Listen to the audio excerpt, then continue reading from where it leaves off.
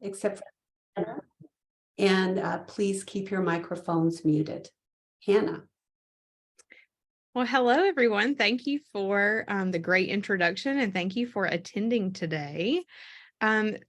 Since there's only a couple of us, I would love to turn this into more of a conversation, maybe than a complete presentation. So y'all feel free to, raise your hand or put it in the chat if you have any questions, and I will be happy to answer that on the fly since there's only two of us.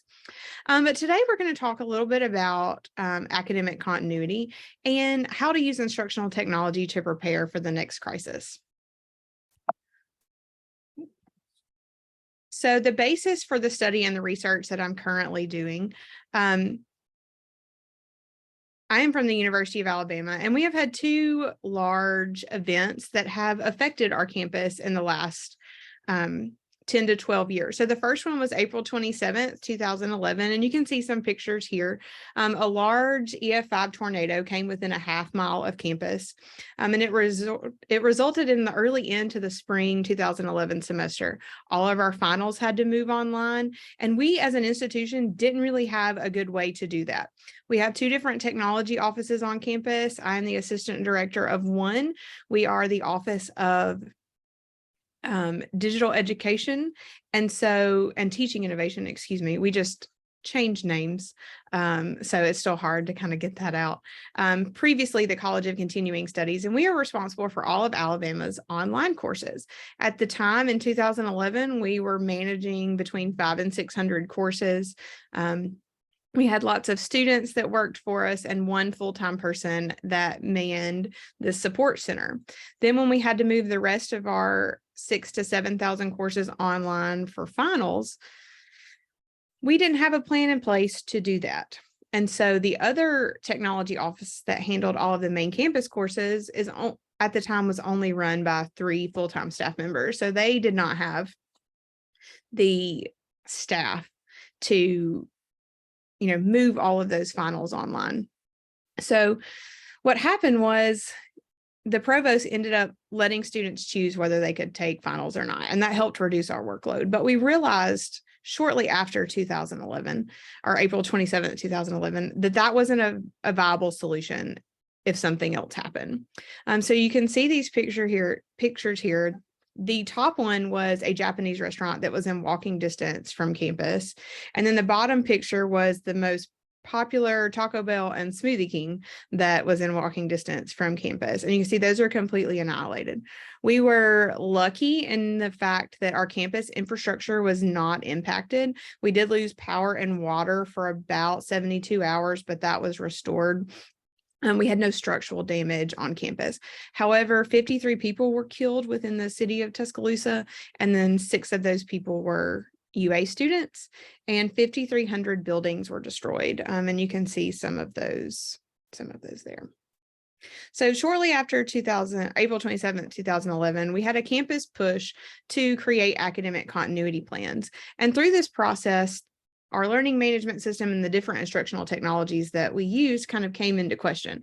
How do we train people for it? How do we implement it? What do we need to have already implemented, and what can we implement quickly if needed? So there was a push for this for about a year after the tornado came through. And then honestly, talks kind of died down. We ended up with one college, our College of Arts and Sciences. It's the largest college on campus that kind of kept the momentum going with their continuity planning. They would test it every semester. They would update it as needed. And so if another crisis would hit, they were going to be the most prepared to handle it. Well, in March 13th of 2020, that is when our entire campus moved to emergency remote learning and operations due to the COVID-19 pandemic. Our UA system office, which actually controls 2 other campuses of the University of Alabama, one in Huntsville and one in Birmingham, shut all 3 of us down. And in the case of our institution, this was the Friday before spring break. So we were given 7 days to move all now 10,000 courses completely online. And we were also given an extra week. Students were given an extra week off. So they wanted people to enjoy their spring break, which was kind of ironic because none of us really did. And then students came back 2 weeks after this. So, and our students would actually remain off campus until August of 2020, when alternative instructional methods would continue through the fall of 2021. So what we really saw during this time period was an activation of whatever plan came out of the tornado in 2011. In some colleges, no plan existed. We had leadership in colleges at the time that maybe would have started the process, but it was never passed down when leadership changed. But the College of Arts and Sciences really kept that momentum going. So in terms of being prepared for, a crisis that would cause this plan to be enacted, they were the most prepared. So we're going to talk a little bit about the research that I'm doing, and that research is based in the framework of crisis management. And so here we have the crisis management cycle. It was published by Zidziarski in 2007. And so here you see 5 distinct phases of this plan, or of this cycle. So the first one is planning, and it's at the top. So in planning, we're really writing a continuity plan, and we are trying to think of all the different ways that we can possibly continue instruction and operation should an event happen. Now, what we found on our campus was that we were pretty closed-minded when it came to planning after the tornado, that we were really good at planning for weather if there was a plan, but we didn't really consider anything else because we didn't have any experience with that. And I'll come back to that in just a minute. So the next stage is prevention. And when we think about prevention with instructional technology, we really can't think about preventing the actual crisis itself. We are thinking about preventing the loss of academic instruction and business operations. So how can we use this instructional technology to continue these operations no matter what kind of crisis we're facing? Then we have the response. In the response phase, we have hit go on the plan, we are implementing it, and we're kind of working through the steps that we have outlined in that planning phase. The next phase is going to be your recovery phase, and this looks different depending on what your crisis is. So for us in April and May of 2011, that recovery phase looked like memorials, it looked like remembrance, it looked like honoring the 6 students that passed away in the summer graduation. But in terms of COVID, recovery looks like slowly moving people back into dorms, slowly adding that face-to-face component back into our instruction and our classes. And then the final phase is learning. So that's the reflective phase. We're going to take what we just experienced and we're going to use that information and we're going to reflect on what worked and what didn't. And then we're going to go back into the planning phase and we're going to try to update that plan to make it better for the next time. So this study was a qualitative phenomenological study. It was based on interviews and document analysis, and the participants must have worked for or within the College of Arts and Sciences during one or both crisis events. So the document analysis compared the first copy of the academic continuity plan versus the one that was updated in May of 2020. So the findings were really interesting. Even though we had this plan and they were the most prepared, our participants still thought that, it was reactive versus proactive. Now, some of that loops back into the communication issues. That's the fifth bullet. From a staff perspective, we were tending to find things out from the local news outlet and not from the leadership in our college, university, or even our system office. Someone was leaking that to a local news outlet prior to. So we actually found out we were shutting down for 2 weeks prior to the system office and the university president announcing that. So that was pretty frustrating. And in terms of being reactive versus proactive, this was something, the COVID-19 pandemic was something that we could have prepared for. We were, we could see different institutions shutting down. We could see how cases of the virus were, going up exponentially. Now, if we had just studied the tornado, we might have gotten a little different answers there because, a tornado is not something that can really be planned for, even though we do plan for that here because it happens all the time.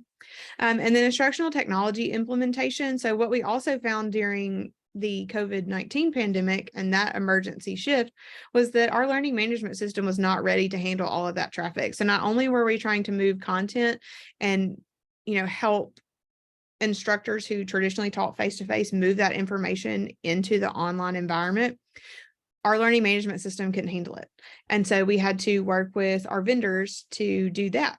We also didn't have a stable proctoring solution that was available on campus at the time. So we had to add that. So that was also a sense of frustration. And then with that, we've added different technologies. We've added these third-party tools, but our staff wasn't trained for it. So then you had the people who were responsible for moving content online and traditionally training. And while that worked under normal operations, that didn't work when we made the switch to emergency remote operations, because like I said, after 2011, our staffs did grow some, but it was still not ready to, it just wasn't ready to handle 10,000 courses. And then instructional technology support and staffing needs. And so I kind of touched on that just a second ago, but we have two different technology groups on campus.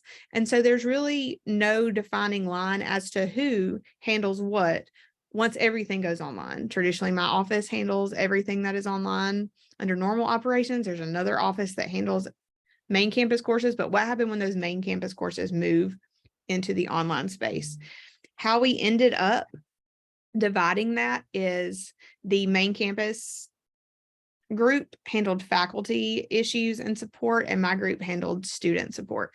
So that means that we went from handling 5,000 distance students to handling all 38,000 students at the University of Alabama. And then when we think about continuity exercises, again, the College of Arts and Sciences were the only people practicing this in the time between the tornado and the COVID-19 pandemic. And what we found were that the exercises that the departments and college were creative were not effective. So for example, one of the experiences that was shared was that the system office kind of gave us all Zoom links, and this was in 2018, 2019 range. So we added this new communication tool, and the department said, oh, we'll use this as our continuity exercise. Let's move our faculty meeting online. So we have moved this faculty meeting online. However, the faculty members were still in their building, and they were still in offices all right next to each other. So when someone had a technical issue, another instructor just hopped over to their office and fixed it and then went back to their office. And so we can't really simulate that when we have something like a national shutdown like COVID-19. So those are the kind of ineffective exercises that were going on. We also had instructors who offered a quiz online. And so while we practiced getting questions in line in our learning management system, that did not help them move their content online. That did not help them with security solutions, because we're not worried about one quiz, but what happens when you have to move, an entire unit test or semester test online? And the next thing was research operations. So this was not considered in the plan at all in terms of what would happen if we as a person were the threat. So the only thing that was in the plans that were in I guess effect here were things like physical damage to the building and what happens if the labs were physically inaccessible. And so the plan called for them to be moved to local churches online. There are other institutions that are in Tuscaloosa, Alabama, where the University of Alabama is located. And so they had worked out agreements to move, biology labs and chemistry labs into these buildings. But what happens if those buildings were not open either? And so that is kind of what we ran into. And the last thing that the study found was that issues outside of instructional technology were really important to the participants. So in those cases, our local schools stayed remote a lot longer than the University of Alabama when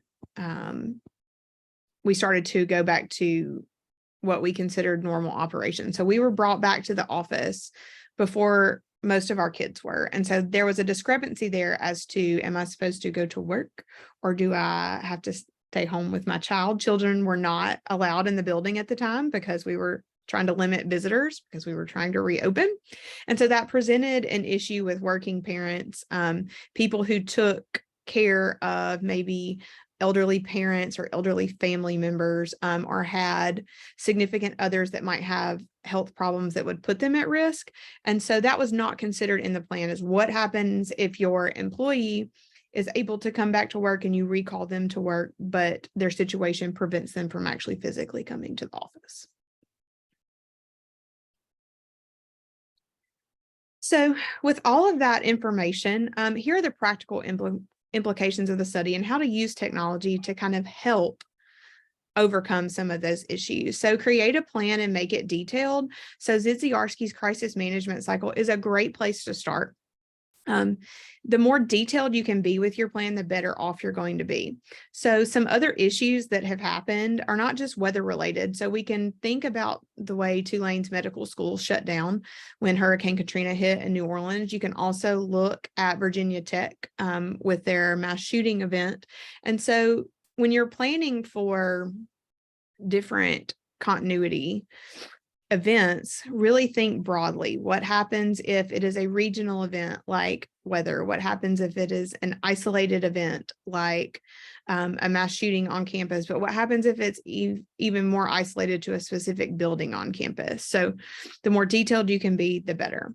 So then we should be practicing it often, and we should make it a surprise. And so be sure to meet and reflect after each continuity drill to make changes to the plan, because again, we want to complete that cycle. We want to go back into the learning phase and then use what we learned in the planning phase for next time. Now, making it a surprise can be a complete inconvenience for lots of different departments. And on the next slide, we're going to talk a little bit about how to overcome some of those obstacles. But the more of a surprise you can make it, the more reflective you're going to be able to be, because you're going to get a true, I guess, representation of what the person had at home, or, what we need to add to the list to make sure that we have. And so I'll share this example with you. Before I started writing continuity plans and studying continuity plans, our department did one continuity exercise in 2012. And I was responsible for managing our instructional technology support group. And I had a little thing that had a code on it. It was a code generator that connected to my computer, and it connected to our registration system at the time. So if at any time I needed to take what was in our registration system, which is the banner product, and create a Blackboard Learn section, I had to have this automatic code that was generated. Well, they called an academic continuity exercise at about 5:30 that morning, and I didn't have that little code generator that I needed. So we were only out for a day, but I didn't have that with me, and I needed to create 3 or 4 sections that day that didn't get pulled over from the registration system. So that had to wait. So while that 24-hour wait was not necessarily detrimental to operations, it did make us think that we either need a policy that people with those code generators need to take them back and forth, or we need a different solution altogether. And we eventually went to a different solution altogether, because while planning is great, we cannot possibly plan every day and take all of our office information with us. And so the next thing is, don't forget research. So don't forget all of your research operations. So don't forget your biology labs, your chemistry labs in terms of research, but don't forget your campus research. So we're an R1 university, so we have a lot of different research projects that happen in every department. And, how are you going to reach your participants if you can't meet with them face to face? If there is a face to face aspect that cannot be moved into the online space, how are you going to overcome that so your research operations are also not impacted? And then be proactive about training and the online options available at your institutions. So I would encourage you that if you have any kind of technology department that offers any kind of training, if you are a faculty member or if you actually do these trainings, make sure you're getting the word out there that those exist, and make sure that you are asking your professors and even your students what you want or what they need to be trained on. Make sure that you have basic training on all of your instructional technology tools that you use on your campus or that may be in courses, because you never know when they might be needed. And also don't forget that your faculty, staff, and students are humans and have needs outside of the workplace. And don't forget to consider those factors outside of the office. So I'm very thankful that I work a hybrid schedule, and actually was working a hybrid schedule before the COVID-19 pandemic. And so, the work-life balance in our department is really well considered, but that's not the case in every department. So just make sure that you're planning for that in terms of childcare and, any other kind of care or situation that might arise. So now we're going to talk about overcoming obstacles. So the most important thing that you can understand about using instructional technology when crisis planning is that crisis can happen to anyone at any time. And the best way to avoid disruptions is to have a plan. Anytime there's any kind of disruption, or anytime there's any kind of crisis, a small disruption can exist. But the idea is to practice it and write this plan to the point that that disruption is as minimal as possible. And so, we've had 2 large opportunities to put our full plan into place, but we have lots of severe weather that happens about 6 months out of the year. And so we have to implement these plans on a smaller case. I would say probably, if not every other month, maybe once a month when we have really strong severe weather events that come through. And so we're actually starting to use those events to help with the crisis management cycle, what worked and what didn't. And then when you're doing this planning, make sure you include all staff levels in continuity planning and not just the leadership. You want people who are actually doing the job and who are going to be the one responsible for implementing the policies that you create to maintain these operations to be invited and be included in the planning process, because they may know things that you don't if you're in a leadership position. And so it's just really important to get all perspectives, just so every employee level and every faculty level and even student level gets considered when you're writing your plan. And if certain operations cannot participate in a drill, have alternative exercises to ensure the thought is given to ensuring the continuity of their operation. So the example that I'll give you here is there are 3 different instructional technology wings within my department. I am the assistant director of support. There's an assistant director of instructional design, and there's an assistant director of creative media. Now, our creative media department has a full studio that they can use to record lecture videos. We have instructors that fly in from all over the United States to come in and record their videos. So in a case that we call an academic continuity drill at 5:30 in the morning, we're not going to tell the instructor that just flew here from California that they can't record their video because we need to practice continuity.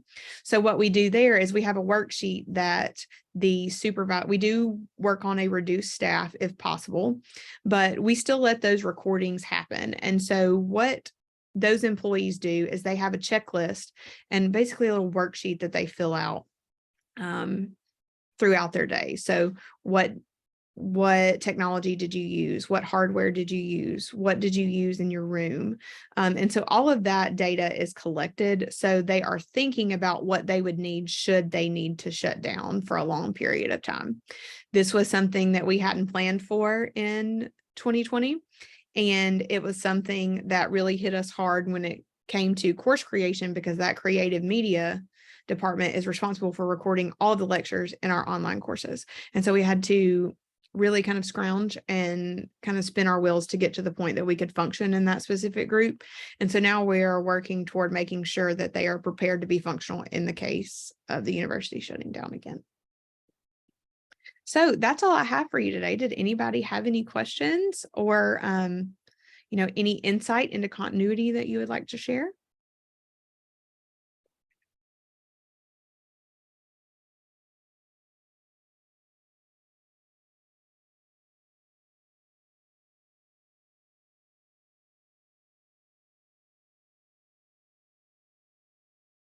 Feel free to chat, or I believe you can unmute yourself if you have a question.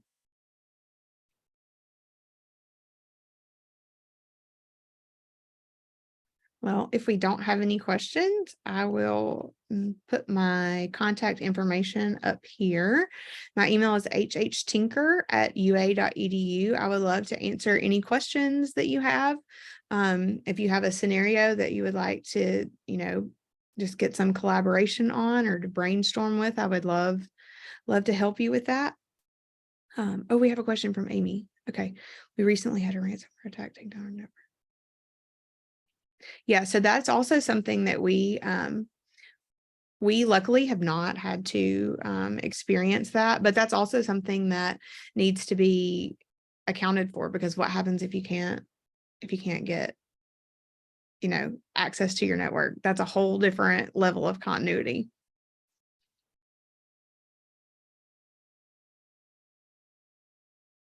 Yeah, that actually, we weren't under a ransomware attack. I am an adjunct instructor at another institution, and there's something called Alabama Supercomputer that kind of runs all of our network. And someone cut a line between where their regional supercomputer is to the institution. So we couldn't access our Canvas account. We couldn't submit grades. Students couldn't take their finals. So yeah, that was pretty challenging. I feel it from that side. But I am thankful that that was a hardware issue and not so much a ransomware issue. Yeah, Amy, do you want to share a little bit about, what kind of planning you all have been able to do since that happened? Sure. I mean, I think the only savings grace is that it happened after COVID, so we all were ready to pivot quickly. I think, I guess the biggest piece of advice would be to have some sort of secondary website available that you could flip a switch, because it's been 3 weeks and we still cannot use our main website. We cannot use our networks on campus. We can't access any of our data. And so we had to create like a secondary website on our ticketing system, which happened to have that capability, but still trying to message out to students like, hey, I know our website throws an error message and you're trying to enroll this quarter, but go here and go there. And so we've been trying to leverage our communication channels and which are still not great. I mean, we're a community college, and so we don't have a good way to text all our students, which would be the ideal way, obviously, to reach students. So we can text some, we can do phone calls, voicemails, emails, but it's been interesting. And and it happened right during finals week. So it was like the beginning of finals week and like our big push for spring enrollment. So we'll see how it shakes out, but enrollment's actually not as bad as we thought. So that's okay. But yeah, it's been interesting. It's going to be a couple months, they say, till we have access to a lot of stuff. The FBI are involved and Homeland Security. So, and they won't share much information. So we don't know how it happened. Yeah, but make sure your IT teams, I mean, we're so small and underfunded, so our IT team is very small, but it's a good wake up call about security for colleges. So yeah, that's all I got.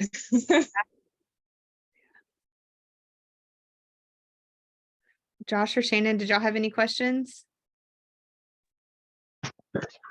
No, I think it was great. Thank you so much. I just wanted to listen in.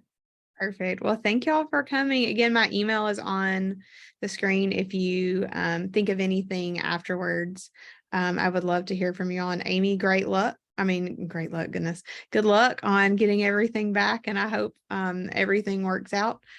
Just remember the crisis management cycle, and as bad as it is now, you will learn from this event, and then you'll be more prepared if it ever happens again, which hopefully it doesn't. But that's what we're hoping for.